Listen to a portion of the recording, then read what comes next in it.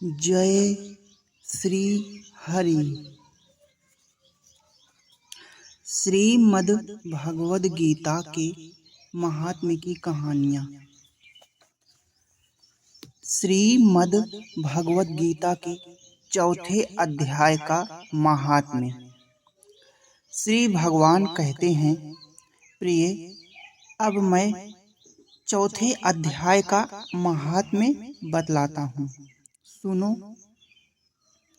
भागीरथी के तट पर वाराणसी बनारस नाम की एक पुरी है।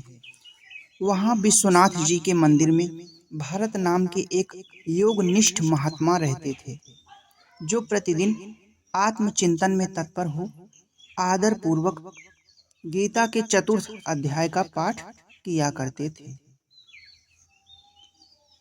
उसके अभ्यास से उनका अंतःकरण निर्मल हो गया था।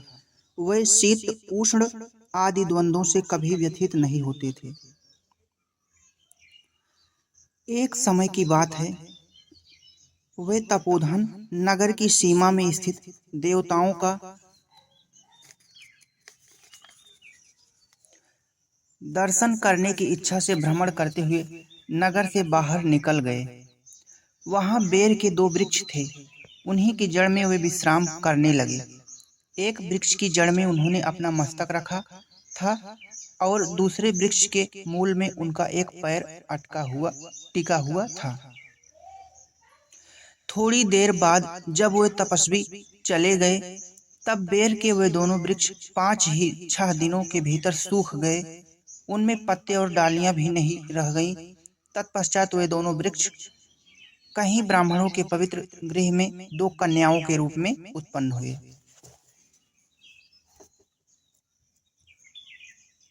वे दोनों कन्याएं जब बढ़कर 7 वर्ष की हो गईं, तब एक दिन उन्होंने दूर देशों से घूमकर आते हुए भरत मुनि को देखा। उन्हें देखते ही वे दोनों उनके चरणों में पड़ गईं और मीठी वाणी में बोली, मुने, आपकी ही कृपा से हम दोनों का उद्धार हुआ है। हमने बेर की योनि त्याग कर मानव शरीर प्राप्त किया है।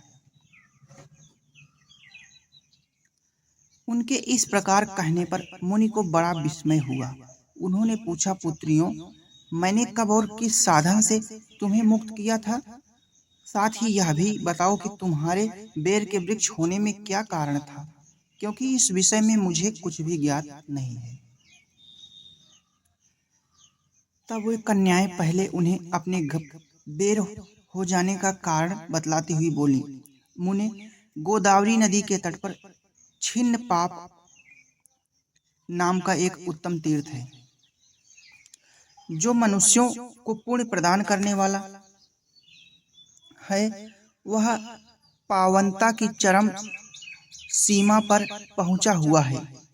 उस तीर्थ में सत्यतपा नामक एक तपस्वी बड़ी कठोर तपस्या कर रहे थे। वे ग्रीष्म ऋतु में प्रज्वलित अग्नियों के बीच में बैठते थे। वर्षा काल में जल की धाराओं से उनके मस्तक के बाल सदा भीगे ही रहते थे तथा जाड़े के समय जल में निवास करने के कारण उनके शरीर में हमेशा रोंगटे खड़े रहते थे। वे बाहर भीतर से सदा शुद्ध रहते। समय पर तपस्या करते तथा मन और इंद्रियों को संयम में रखते हुए परम शांति प्राप्त करके आत्मा में ही रमण करते थे। वे अपनी विद्वता के द्वारा जैसा व्याख्यान करते थे, उसे सुनने के लिए साक्षात ब्रह्मा जी भी प्रतिदिन उनके पास उपस्थित होते और प्रश्न करते थे।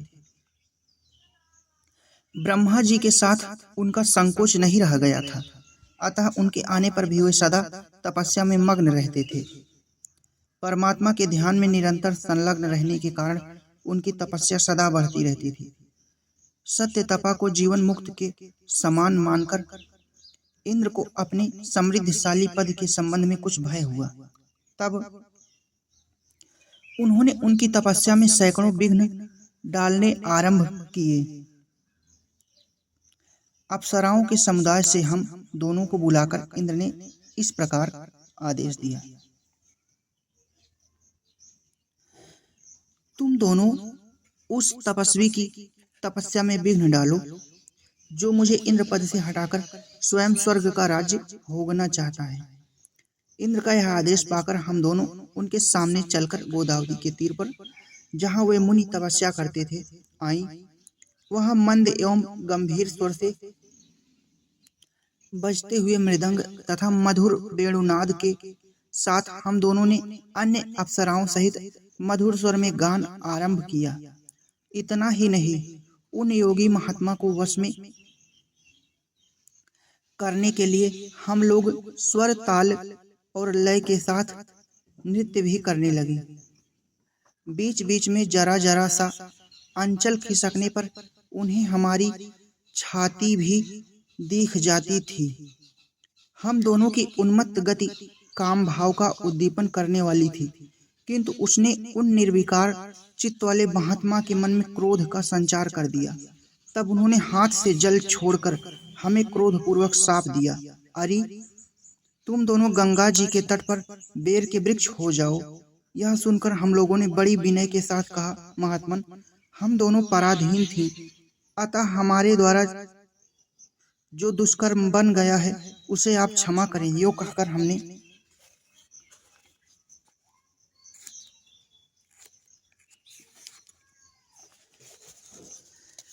मुनि को प्रसन्न कर लिया।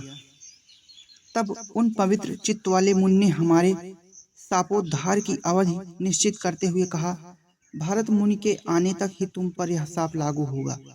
उसके बाद तुम लोगों का मर्त्यलोक में जन्म होगा और पूर्व जन्म की स्मृति बनी रहेगी।